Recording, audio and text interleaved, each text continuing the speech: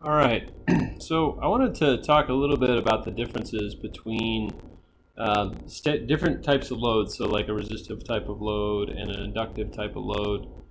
And I wanted to look at what it means to be in sinusoidal steady state versus sort of the transient condition. So we talk about the transient condition kind of dying away quickly and the steady state remaining. So I wanted to kind of try to visualize that. So what I've got is two different types of loads. The first of them is a resistive load. Okay. And the resistive load in this particular case is essentially a heating element, a hot plate. All right. Can't really show it very easily right here, but I can show you this in class. So it's a heating element. All right. So the yellow here is the grid voltage that I'm applying. I'm going to zoom in on the blue. So I'm going to zoom in on the blue here.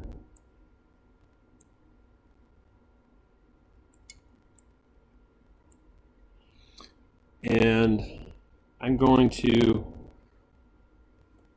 look at first the steady state behavior when I plug in a resistive load. Okay.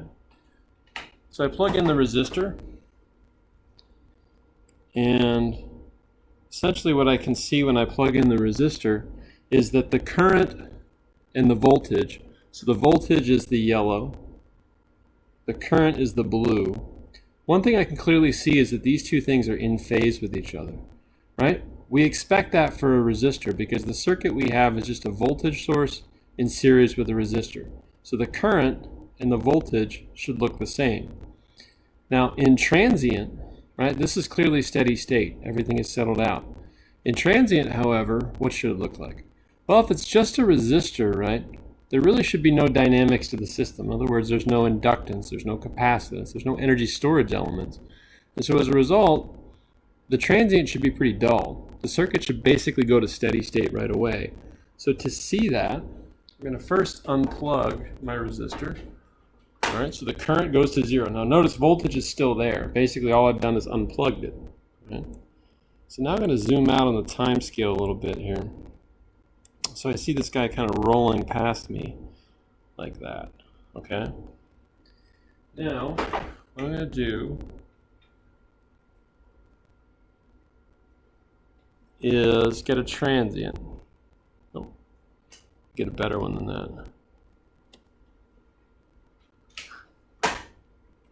All right, so now I stopped the oscilloscope.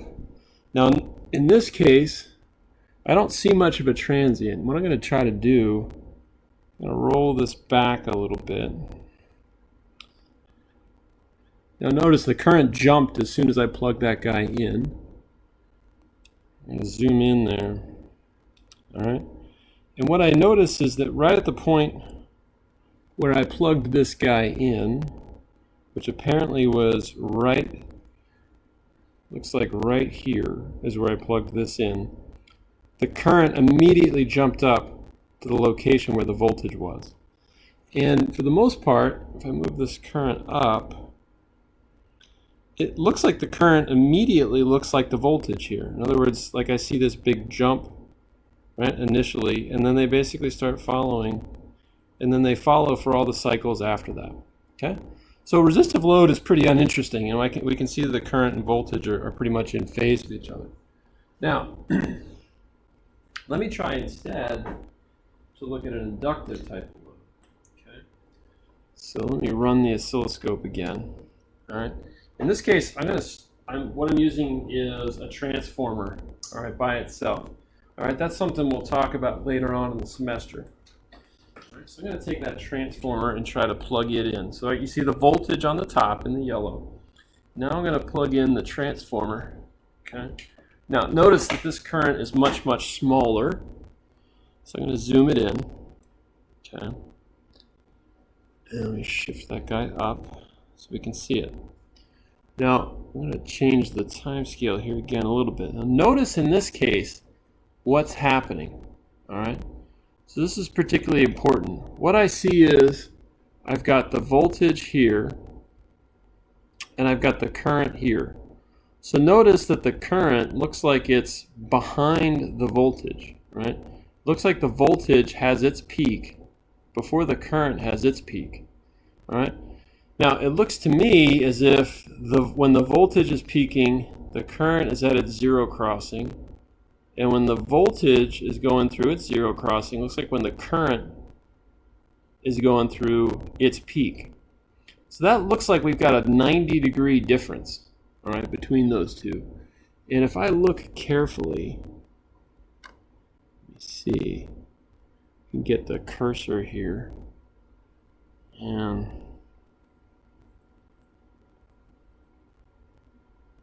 okay, I'll line up one cursor here. I'll line up the other cursor here. And look at how much of a time difference there is between those peaks. All right.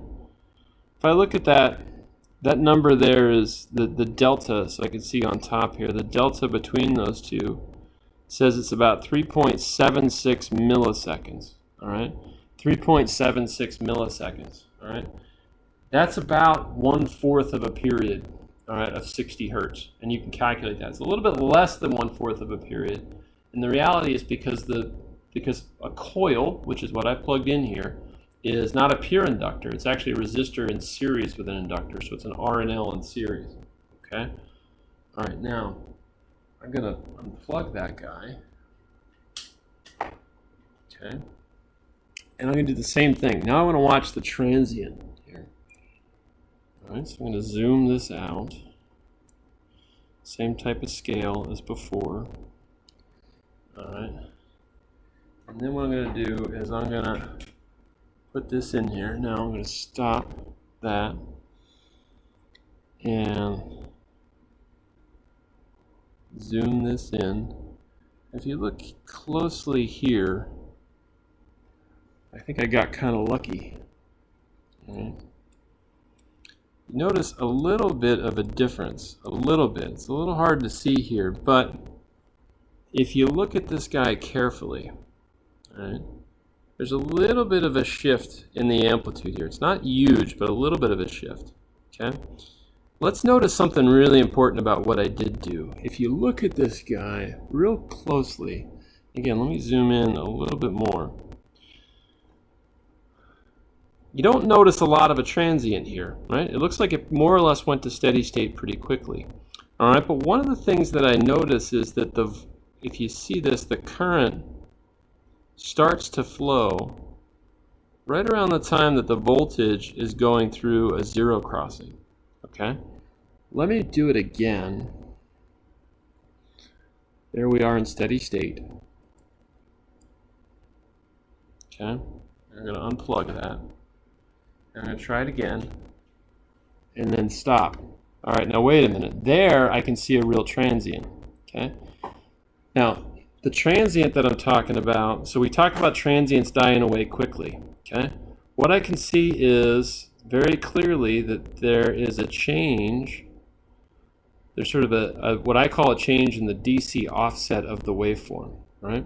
Essentially what I'm seeing is the sinusoidal steady state response, right? That's this blue fuzz in here, right? And if I zoom in, I can see it carefully. But when I zoom out, I can see this decay happening, all right? By the time I get to about here, right, essentially about, if I look carefully at my time scale, maybe on the order of 100 milliseconds after I plug this transformer in, it looks like that transient is dead, and I'm left with the steady state. Now the question is, how come the transient looks so much worse here than it did previously? Well, let me take a closer look at that.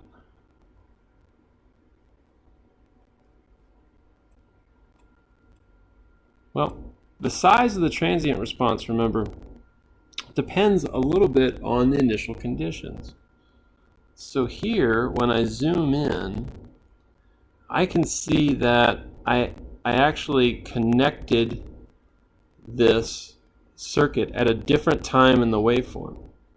And as a result of connecting it at a different time in the waveform, what effectively ends up happening is I get a different initial condition. And that different initial condition changes what this transient response looks like.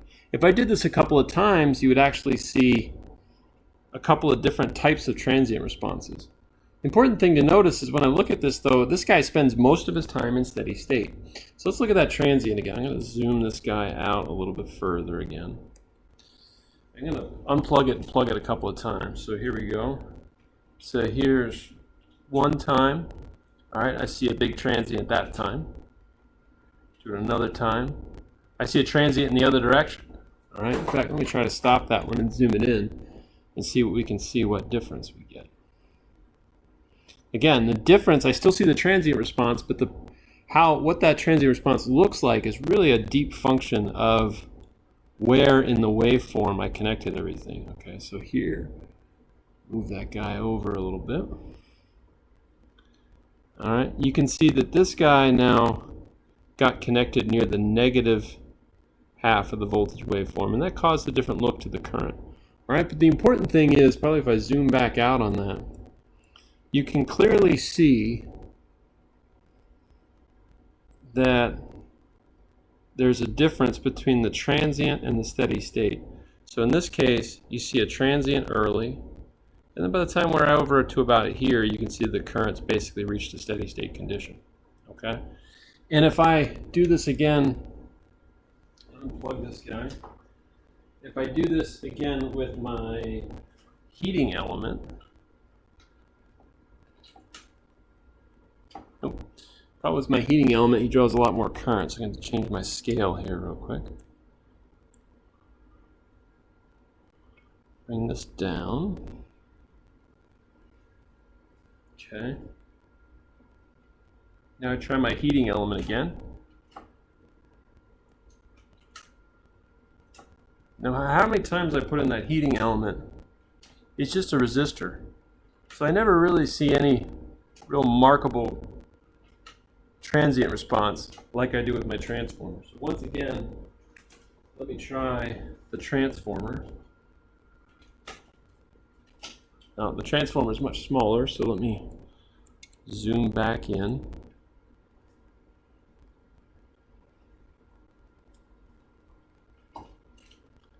Oh, transient, transient, different transient. Not too much of a transient that time. Again, so basically the bottom line to this is that, a couple of things. One, I see that the transient, if it exists, always decays pretty rapidly, and then we spend most of the time in sinusoidal steady state. The other thing I see is that the inductive type of load, so the load with some energy storage to it, so some dynamics, that guy displays a transient response, whereas the resistive load really never does. The other thing that was kind of important to see was that when I look at that resistive load zoomed in, right, I see no phase shift between the current and the voltage, right? If I plug in the inductive type of load on the other hand, right, I see about a 90-degree phase shift, right? I see a 90-degree phase shift, and the important thing there is I see the voltage looks like it's leading the current, okay? Pull that out. And then if I put my resistive load in there, again, I got to change my scale real quick. I see that they're basically in phase with each other. All right. So a couple of important things to keep in mind, and hopefully this will help you to understand a little bit about sinusoidal steady state, and maybe a little bit about the differences between sinusoidal steady state and transient conditions.